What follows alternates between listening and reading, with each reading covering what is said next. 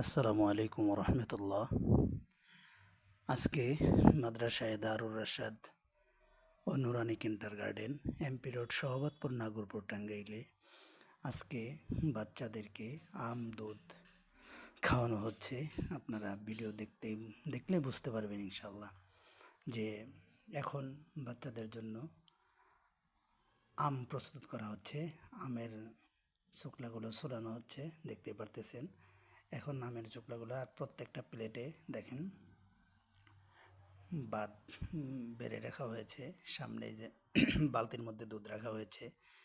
তারপর হচ্ছে এখন আমগুলা তাড়াতাড়ি দ্রুত ছড়ানো হচ্ছে আর সবাই বসে আছে অপেক্ষায়। তো আমগুলা শেষ হলেই তারপরে আম দেওয়া হবে, দুধ দেওয়া হবে। যেহেতু বাৎসরিক একটা ফল, প্রতি বছরই খাওয়াই থাকি, তো